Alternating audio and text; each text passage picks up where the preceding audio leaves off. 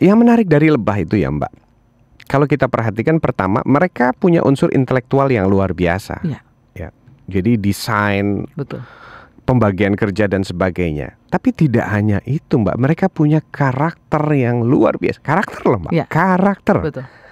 Saya juga sampai berpikir, ini luar biasa ya, karakternya dibangun, sudah tertanam dalam DNA. Salah satu yang gampang kita lihat itu adalah lebah itu sangat loyal. Ya. Satu. Terus mereka tidak serakah.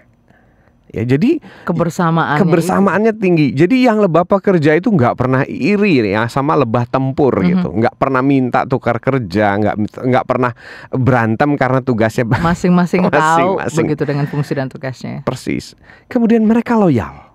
Yang bagian tugas menjaga sarang ya menjaga sarang terus ya. Menjaga, ya. Ya dari binatang, dari air, dari semut dan sebagainya. Kemudian yang pasukan tempurnya itu bela diri sampai mati, nggak ada yang berkhianat. Ya. Nah, bukan main sisi karakter yang mereka tunjukkan.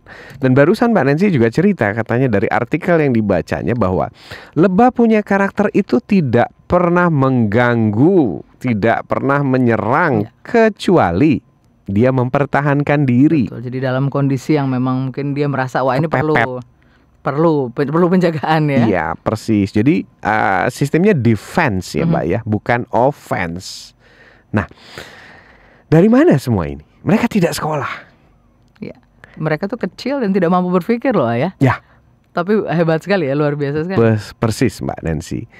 Jadi teliti punya teliti bahwa di situ dibuka satu persatu bahwa lebah juga punya DNA, Mbak. DNA itu apa sih? DNA itu begini.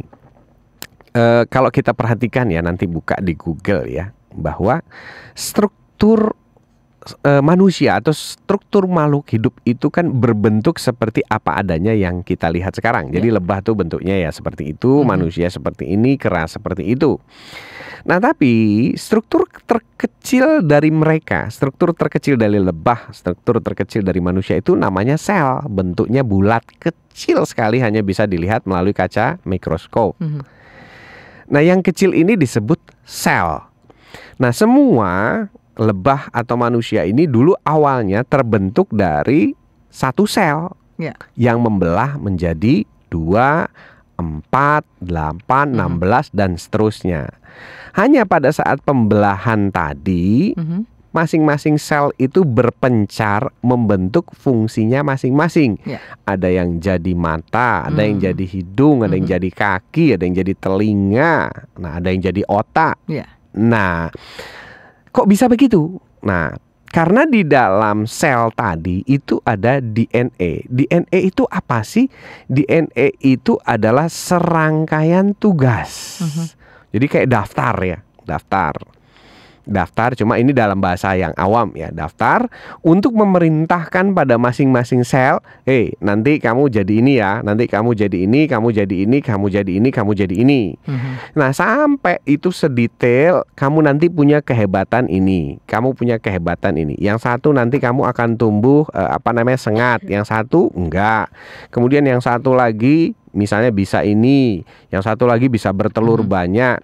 Nah itu kerja dari sebuah proses DNA.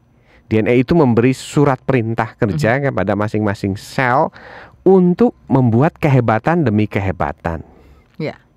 Yang pada akhirnya kita ketahui lebah mampu melakukan kehebatan yang luar biasa di bidang arsitektural atau intelektual atau intelijensia plus karakter. Nah pertanyaan besar buat kita, dalam struktur kehidupan yang ada di bumi ini, kalau kita lihat yang paling mulia itu manusia. Katanya yang paling tinggi itu derajatnya manusia. Nah pertanyaan besar tentunya, bagaimana dengan manusia, anak manusia? Bagaimana dengan DNA anak manusia? Apakah Tuhan itu mendesain DNA anak manusia itu berada di bawah lebah? Pertanyaannya.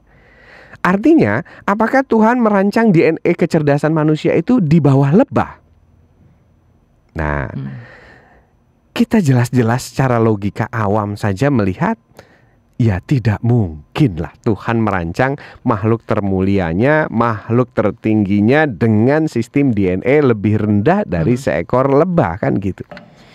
Tapi kok pertanyaan yang menarik adalah anak-anak manusia yang pastinya kita yakin DNA-nya lebih tinggi dari lebah, kecerdasannya lebih tinggi dari lebah, kemudian bersekolah pula, berpendidikan pula, kok hasilnya itu lebih rendah jauh dari lebah, baik secara intelektual maupun karakter. Nah, pertanyaan inilah yang ingin kita sharing bersama, kita bahas bersama, mungkin kita ulas bersama di sini. Nah, jadi mungkin ada sudut pandang yang keliru dari manusia dalam melihat anak manusia, yakni asumsi bahwa anak manusia itu bodoh atau tidak pintar dan perlu dipintarkan.